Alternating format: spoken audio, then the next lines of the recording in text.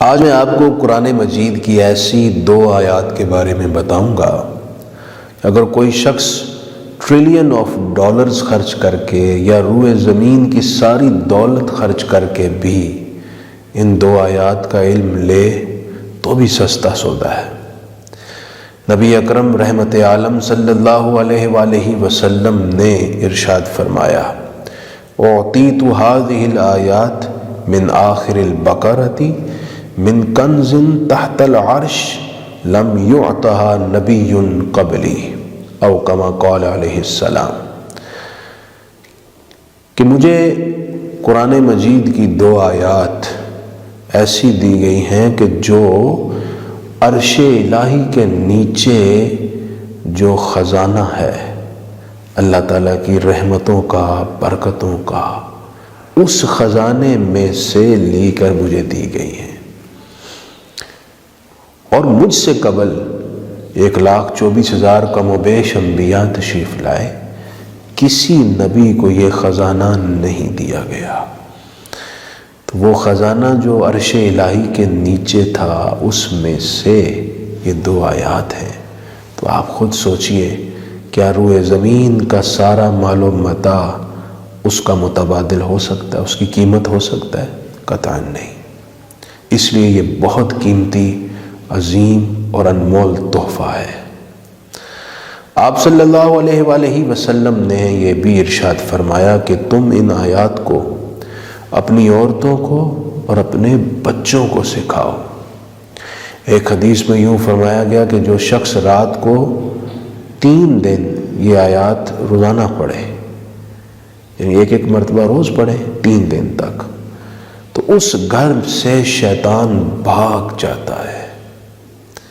اسی لیے حضرت سیدنا فاروق اعظم اور حضرت سیدنا مولا علی کرم اللہ تعالی وجہہ الکریم و رضی اللہ تعالیٰ عنہما دونوں فرمایا کرتے تھے کہ جس کو اللہ تعالیٰ نے عقل میں سے اتنا سا بھی حصہ دیا نا، ایک ذرہ بھی، تو اسے ان آیات کا علم ہے، تو وہ رات کو یہ آیات پڑھے بغیر کبھی نہیں سوئے گا۔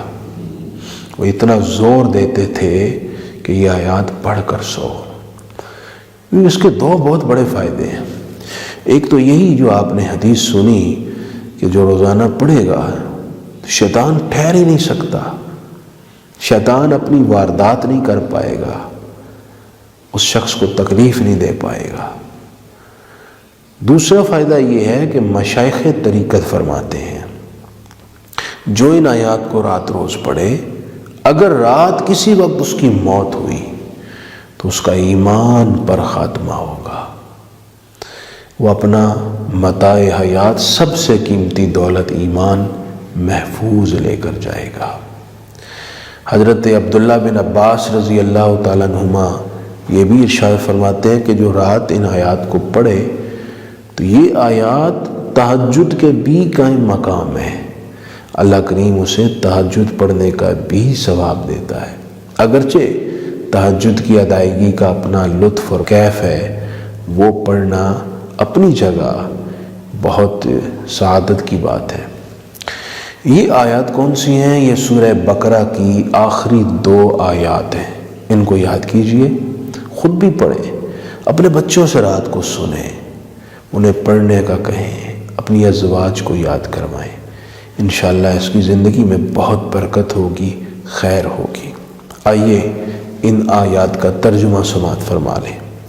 سورہ بقرہ کی آیت نمبر 285، آمن الرسول بما انزل الیہ من ربہ، رسول اکرم صلی اللہ علیہ وآلہ وسلم ایمان لائے اس پر جو نازل کیا گیا ان کی طرف ان کے رب کی طرف سے، والمومنون اور مومن بھی ایمان لائے، کل آمن باللہ وملائکتہ وکتبہ ورسولہ، سب ایمان لائے اللہ پر، فرشتوں پر، کتابوں پر اور رسولوں پر، لا نفرق بین احد من رسولہ، اور ہم کسی رسول کے درمیان فرق نہیں کرتے، یعنی سب کو خدا کا رسول مانتے ہیں، نصارہ اور یہود کی طرح بعض نبیوں کو ماننا، بعض کا انکار کرنا، یہ ایک مسلمان کی سرشت نہیں ہے۔ وقالو اور عرض کی سمعنا کہ ہم نے سنا، واطعنا اور ہم نے اطاعت کی، غفرانک اے اللہ ہمیں بخش دے، ربنا اے ہمارے رب، وإلیک المصیر اور تیری ہی طرف ہم نے حاضر ہونا ہے۔ لا یکلف اللہ نفسا الا وسعها، اللہ کسی جان پر بوجھ نہیں ڈالتا مگر اس کی طاقت کے برابر، لہا ما کسبت وعلیہا ما اکتسبت، اس کے لیے اجر ہے جو اس نے نیکی کی اور اس کا نقصان ہے جو اس نے برائی کی۔ ربنا لا تؤاخذنا ان نسینا او اخطأنا، اے ہمارے رب تو ہمارا مواخذہ نہ کر اگر ہم بھول جائیں یا ہم خطا کر لیں۔ ربنا اے ہمارے رب، ولا تحمل علینا اصرا کما حملته علی الذین من قبلنا، تو ہم پر ایسا بوجھ نہ ڈال جیسا بوجھ تو نے ہم سے قبل امتوں پر ڈالا۔ ربنا اے ہمارے رب، ولا تحملنا ما لا طاقت لنا بہ، ہم پر ایسا بوجھ نہ ڈال جس کو ہم اٹھا نہ سکیں۔